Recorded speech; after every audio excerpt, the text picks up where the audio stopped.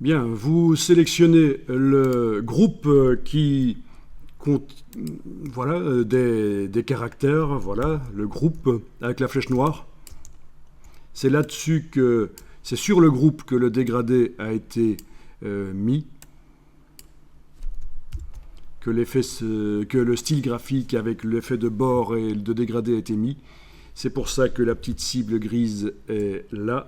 Et c'est pour ça que dans la palette aspect, menu fenêtre aspect, on voit tout le détail, les contours, 3 contours, un fond, un dégradé que j'ai modifié.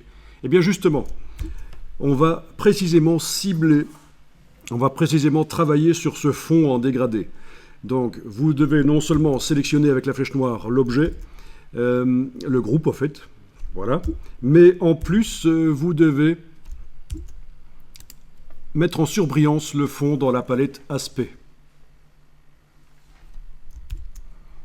Et là, on va, je vais peut-être faire un petit CTRL H, commande H pour masquer les vecteurs, mais l'objet restera sélectionné. Voilà, il reste sélectionné. On voit quand même un peu mieux.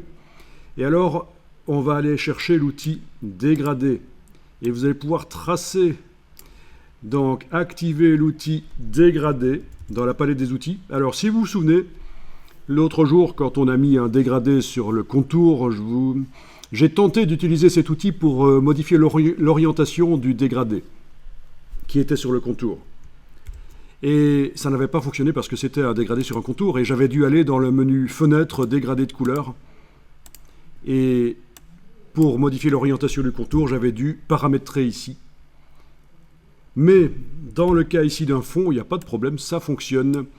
L'outil dégradé, il suffit de tracer et c'est assez génial. Vous voyez en temps réel le dégradé qui se met.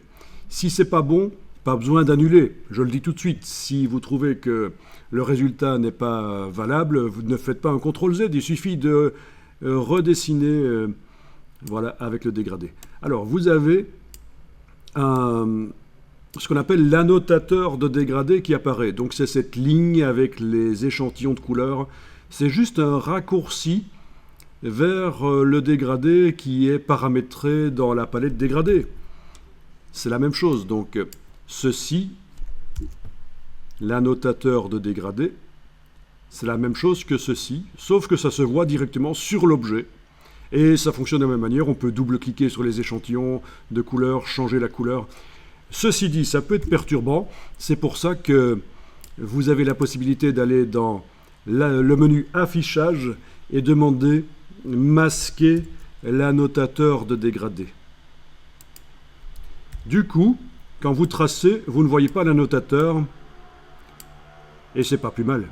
Si vous voulez changer quelque chose dans le dégradé, il suffit d'aller dans la palette dégradé, menu fenêtre dégradé de couleurs et aller faire les choses qu'on a fait tout à l'heure. Changer les couleurs, en ajouter, en enlever.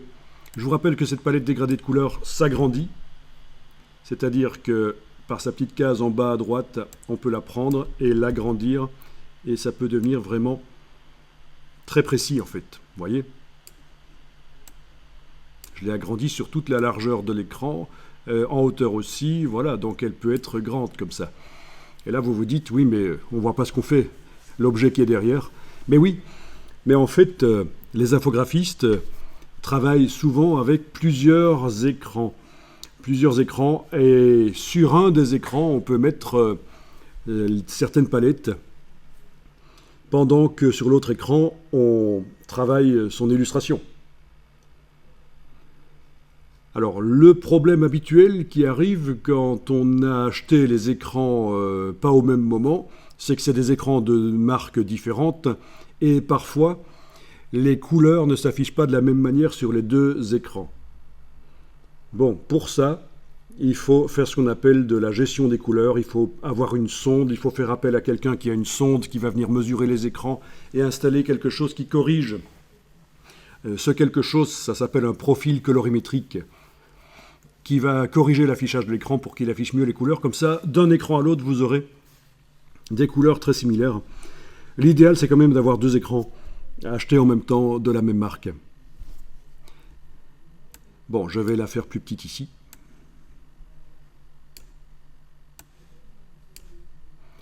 Donc le dégradé.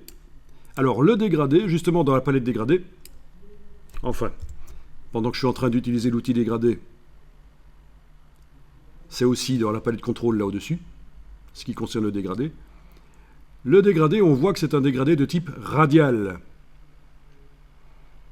C'était dans le style graphique qu'on était allé chercher dans la palette style graphique et plus particulièrement dans la bibliothèque bouton. Le style qu'on a utilisait un dégradé. Sur le fond, c'est un dégradé radial. Vous pouvez le transformer en un dégradé linéaire si vous voulez. Et la différence va être flagrante. Je clique sur le bouton linéaire. Voilà. Dans un sens, dans l'autre, je trace. Mais je peux aussi tracer de haut en bas ou de bas en haut. Et alors, si vous voulez que le dégradé soit calé sur les axes, pendant que vous tracez, il faut enfoncer la touche Shift. Quelle surprise! On lâche le bouton à souris, voilà. Je trace avec la touche Shift, il est bien calé sur les axes. Même chose quand on le trace de gauche à droite. Si on enfonce la touche Shift, la touche majuscule pendant qu'on trace, ça le cale sur les axes. Voilà. Donc, intéressant, amusant. On a un peu cet effet de reflet chrome avec le sol et le ciel. Il y a des dégradés spéciaux pour donner cet effet-là.